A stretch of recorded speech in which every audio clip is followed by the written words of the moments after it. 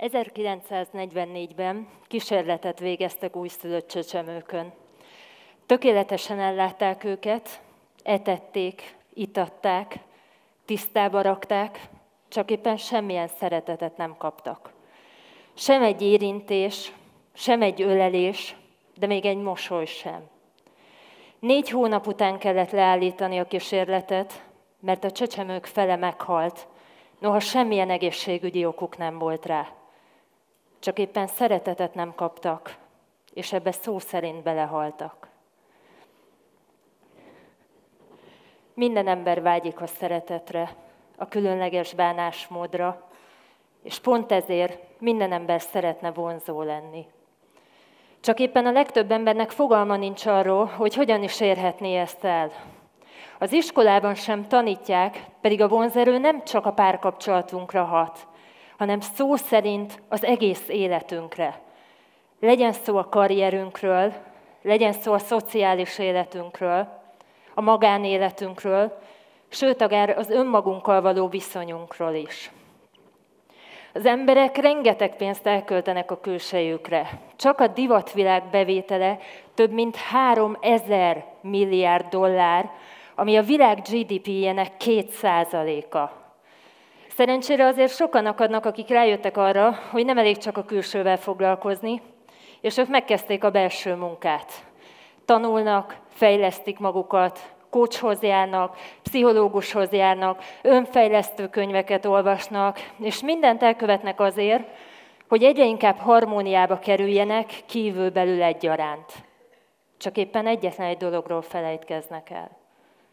A vonzerő az nem csak rólunk szól.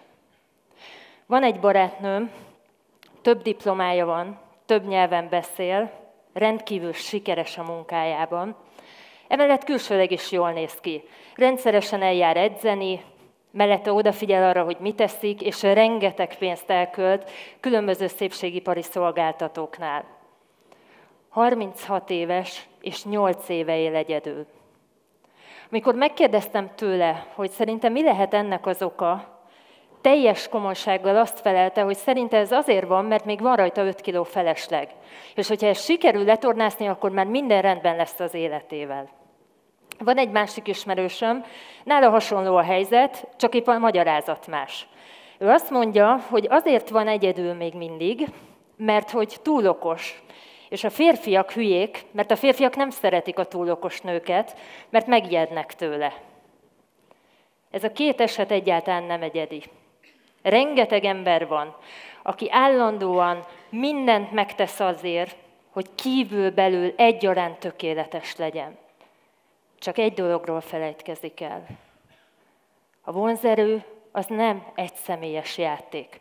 A vonzerő nem arról szól, hogy mi milyenek vagyunk. A vonzerő arról szól, hogy a másik emberből mi mit váltunk ki, azaz a másik emberről szól. Arról, hogy ő mit gondol rólunk.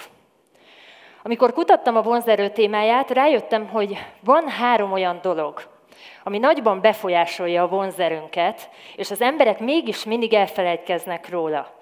És most ezt a 3 dolgot szeretném veletek megosztani.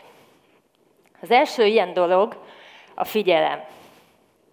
Ha megtanulsz teljes figyelemmel figyelni a másik emberre, akkor azt fogja érezni a másik ember, hogy ő számít, hogy ő fontos számodra. És az emberek azzal szeretnek lenni, akinél ezt érzik, hogy fontos vagyok. Voltál valaha már olyan társaságban, ahol a másik ember egyfolytában csak saját magával volt elfoglalva? Egyáltalán nem figyelt rád, nem figyelt semmire, csak saját magával törődött. Milyen volt? Ez a probléma, hogy az emberek elfelejtik azt, hogy teljes figyelemmel a másik emberre kell figyelni. Van egy történetem ezzel kapcsolatosan. Egy konferencián voltam, ahol a konferencia kezdete előtt beszélgettünk, ismerkedtünk, és egy társasággal beszélgettem, és oda jött egy férfi. És nem törődött azzal, hogy itt az emberek már egymással beszélgettek, belevágott mindenki szavába, és elkezdett beszélni, és csak beszélt. Aztán szerencsére ennek az érdekes párbeszédnek a konferencia kezdete vetett véget, De a következő szünetben pont megint ehhez a társasághoz keveredtem, és éppen arról beszéltek, hogy mennyire unszimpatikus volt ez az ember, mert nem figyelt senkire, hanem csak és kizárólagosan saját magával volt elfoglalva. Van egy barátnőm, ő pont ennek az ellentétje. Igazából bármikor annyira szívesen találkozom vele, és elgondolkodtam azon, hogy vajon mi a titka? Hogyan csinálja, hogy nem csak én, de tudom, hogy az összes többi ismerősünk szívesen találkozik vele mindig. És rájöttem, hogy semmi más nem csinál, csak megtanult tökéletesen figyelni az emberre. Amikor beszélek hozzá, akkor figyel rám, a szemembe néz, és egy-egy nyitott kérdéssel a tudtomra adja, hogy érti, amit mondok, és követi. Szóval, hogyha szeretnél pozitív hatást kiváltani a többi emberben, akkor tanulj meg teljes figyelemmel figyelni rá. Igen ám, csak hogy teljes figyelemmel figyelni a többi emberre, ez nem olyan egyszerű. Voltatok már valaha úgy, hogy valaki elkezdett hozzátok beszélni, és egy kis idő után teljesen máshol járt a gondolatotok. Ez elég gyakran előfordul az emberrel, és az ezzel a probléma, hogy ez ilyenkor a tekintetünkre is kihat. Üveges tekintetünk lesz, és ezt a másik ember rögtön észreveszi. De van egy jó tippem, egy trükk, hogy hogyan lehet ezt gyakorolni. Ugyanis ezt gyakorolni lehet. Igazság szerint ilyenkor a fókuszunk az, ami könnyen elbarangol, és a fókuszálás képességét lehet gyakorolni. Annyi lenne az ősz dolog, hogy minden nap, hogyha eszedbe jut, hogyha több minden történik veled, akkor próbálj meg minden mást kikapcsolni, és csak egyetlen egy dologra fókuszálni, és próbálj meg arra fókuszálni minél tovább. Majd amikor legközelebb találkozol egy emberrel, akkor pontosan ugyanezt tedd, próbálj meg csak rá koncentrálni, és mindenki mást kizárni. És most jöjjön a második titkos tényező, ami a vonzerőhöz kell. Igazság szerint ezzel kapcsolatosan tartozom nektek egy vallomással, hogyha nem írtam volna könyvet a vonzerőről, akkor biztos, hogy én ezt soha nem mondom, hogy ez számít. De amikor könyvet írtam, akkor nem akartam csak egy olyan könyvvel előjönni, ahol az interneten bogarászom össze a tudást, meg lexikonokból, meg tankönyvekből, ezért nyilván kutatásokat is végeztem. És a kutatás egyik része volt, hogy férfiakat kérdeztem meg attól, hogy számukra mitől lesz vonzó egy nő. De nem ám egyszerűen csak itt tettem fel a kérdést, hogy mitől lesz számukra vonzó egy nő, hanem szó szerint itt szólt a kérdésem, hogyha van egy ikerpár, aminek mindkét tagja egyformán vonzó, tehát külsőleg kipipáltuk, akkor mi alapján választaná az egyiket vagy a másikat? A férfiaknak több mint 90%-a azt válaszolta, hogy azt választaná, amelyik normálisabb és kedvesebb. Na nem azért volt ez meglepő, mert hogy eddig nem gondoltam azt, hogy a kedvesség számít. De azt nem gondoltam volna, hogy ennyire számít. Márpedig a belülről jövő kedvesség, az számít. Nem hiába mondtam azt, hogy belülről jövő kedvesség, mert nem szeretném, hogyha ezt összetévesztenétek a művigyorral vagy a mesterkélt mosollyal, mert nem erről van szó, nem erről beszélek. Ha valaki képes belülről jövő kedvességet sugározni, akkor ő az, aki mellett feltöltődsz. Ő az, akivel, hogyha beszélgetsz, utána úgy érzed, hogy de jó volt a társaságában. Ő az, aki úgy megmelengeti a szívedet, hogy bármire rá tud venni. Igen ám. Csak hogy hogyan lehet elérni ezt a belülről sugárzó kedvességet. Ugye mondtam, hogy a műmosoly, meg a mesterkélt vigyor, az nem fogja ezt a hatást elérni. Az benne a nehézség, hogy azt tudja csak elérni, aki képes megszeretni saját magát, képes kedvesnek lenni saját magával, és kedvesnek lenni a többi emberrel. Az a probléma, hogy a legtöbb ember észre se veszi, és egyfolytában kritikus. Kritikus saját magával, és kritikus a többi emberrel. Egyszerűen negatív.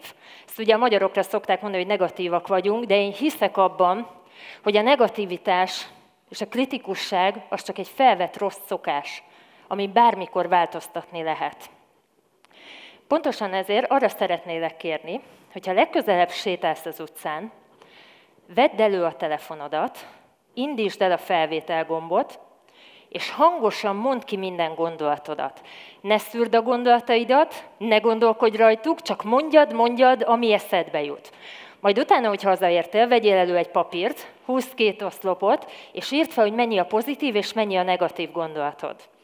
És hogyha úgy látod, hogy túl sok negatív gondolatod van, akkor kezdj el erre tudatosan figyelni. Kezdj el figyelni arra, hogy nem vagy kritikus a többi emberrel, hanem meglátod bennük a jó dolgot. Tudom, hogy ez az elején erőltetett lesz, de bízzatok bennem. Ez pont olyan, mint a nevetés. Amikor az ember úgy érzi, hogy semmi nevetni valója nincsen, de elkezd erőltetve nevetni, egy idő után tényleg szakad a nevetéstől. Itt pontosan ugyanezt történik, lehet, hogy az elején ez mesterkért lesz, de egy idő után magától fog jönni, és akkor fog eljönni az a pont, hogy megváltozik a kisugárzásod. És egy olyan belülről jövő kedvesség lesz rajtad úrrá, aminek a többi ember nem tud ellenállni. És ez még mindig csak a második tényező, de van egy harmadik, az igazi adóász. De mielőtt elmondanám, szeretném, hogyha megértenétek valamit. Minden ember születésétől a haláláig a legközelebbi kapcsolatban saját magával van. Hiszen ugye saját magunkkal töltjük a legtöbb időt. Pontosan ezért. Az, hogy számára ki a vonzó, az nem objektív tényezőkön, hanem az ő szubjektív megítélésén múlik. Igazából minden az ő szubjektív megítélésén múlik. Elmondanék egy példát, hogy ezt jobban megértsük. Képzeljétek el, hogyha én azt mondom nektek, hogy van egy csoki, ami a világ legfinomabb csokia. Bárkinek, akinek eddig adtam, mindenki imádta, és azt mondta, hogy ez a legjobb csoki, amit valaha kóstolt. Sőt, az összetevő is olyanok, hogy a legminőségibb, a legjobb, tehát a legjobb csoki. És én azt mondom neked, hogy van nálam. Előveszem, letörök egy kockával, és odaadom neked. És azt mondom, hogy kóstolj bele. Te belekóstolsz, és borzalmas. Borzalmasnak találod. Akkor számodra ez a csoki jó lesz? Nem. Számodra ez a csoki nem lesz finom. Teljesen mindegy, hogy az objektív tényezők alapján finomnak kéne lenni, neked akkor sem lesz finom. És pontosan ugyanígy van a vonzerővel. Hiába valaki objektíve, külsőleg, belsőleg vonzó, hogyha számodra nem éri el azt a hatást, akkor számodra az az ember nem lesz vonzó. És pontosan ezért, ha te szeretnéd elérni azt a hatást, hogy vonzó legyél a többi ember számára, akkor a legfontosabb dolog, amit tenned kell, meg kell tanulnod, pozitív benyomást kelteni a többi emberben. És pozitív benyomást kelteni leginkább az inspirálással tudjuk. Az inspirálás definíció szerint érzelmet, ösztönző hatást kelteni valakiben. De képzeld csak el, hogyha találkozol egy olyan emberrel, akivel úgy érzed, hogy annyit nevetsz, amilyet még előtte életedbe soha. Fájt a hasad már a nevetéstől. Nem szeretnéd újra látni? Vagy képzeld el azt, hogy van valaki, aki olyan gyönyörűen énekel, hogy pozitív értelemben libabőrös leszel. Nem szeretnéd újra hallani? Vagy képzeld azt, hogy valaki olyan okos dolgokat tanít neked, hogy úgy érzed, hogy a vele eltöltött félórás beszélgetés alatt többet tanultál, mint az iskola évek alatt összesen.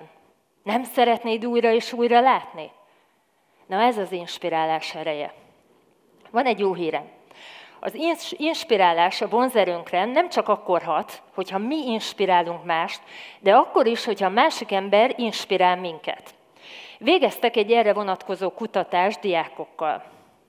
Arról szólt, hogy 3 részre osztották őket, 3 csoportra, és randizniuk kellett. Az első csoportnak az volt a feladata, hogy az első randin mindig ellenkezzen a randi partnerével. Tehát, hogyha azt mondta a randi partnere, hogy imádom a pizzát, akkor ő azt mondta, hogy fú, én nagyon nem bírom a pizzát, utálom. Ha azt mondta, hogy Budapest a leggyönyörűbb város a világon, akkor azt mondta, hogy nem, nekem nem, egyáltalán nem szeretem Budapestet. A második csoportnak az volt a feladata, hogy mindenben egyet kellett értenie. Tehát, hogyha azt mondta a randi partner, hogy imádom a pizzát, akkor azt mondta, hogy tényleg, ne viccelj már, én is. Ha azt mondta, hogy Budapest szerintem a világ leggyönyörűbb város, akkor azt mondta, hogy komolyan, neked is az a kedvenced? Nekem is. És volt a harmadik csoport, akinek az volt a feladata, hogy először ellenkezzen, és utána pedig egyetértsen. Nem meglepő módon a legkevésbé szimpatikus az volt, aki mindenben ellenkezett. Azonban nem az volt a legszimpatikusabb, aki mindig egyetértett a randi partnernek, hanem az, aki először ellenkezett, és aztán egyetértett. És pontosan azért, mert úgy érezte a partner, a randi partner, hogy ő volt rá hatással, és ő miatta változtatta meg a véleményét, és elkezdte vonzónak látni. Szóval az inspirálás, akár adok, akár kapok, hat a vonzerőre. Igen ám, de hogyan lehet inspirálni? Nos, egyszerűnek hangzik, de mégsem olyan egyszerű. Merj önmagadat adni. Ne félj megmutatni azt, aki vagy. Ne félj szenvedélyes lenni, ne félj kimutatni azt, aki te igazán vagy. Régóta bizonyított tény, hogy az emberek a döntéseiket soha nem racionálisan, hanem mindig érzelmi alapon hozzák. És nem azt nézzük, hogy a másik mit mond verbálisan, hanem a nonverbális jelek. És pontosan ezért, hogyha te szívből saját magadat adod, akkor fogod inspirálni a többi embert. Biztosan hallottatok már Casanováról. De mi volt a titka? Casanova nem volt sem jóképű, sem különösebben okos. Mégis bárki, akit kinézett, mindenkit meg tudott kapni. Tudjátok, mi volt? Ha valakit kiszemelt magának, teljesen 100%-ig ráhangolódott. Senki más nem létezett számára. Figyelt rá, kedves volt vele, inspirálta, hagyta, hogy inspirálja, pozitív benyomást keltett benne, csak és kizárólagosan ő létezett számára. És ez volt az, ami miatt senki nem tudott neki ellenállni. Emlékeztek a barátnőmre, akiről meséltem? Nem az a probléma vele, hogy 5 kiló felesleg van rajta. Semmi gond nincs vele, se külsőleg, se belsőleg.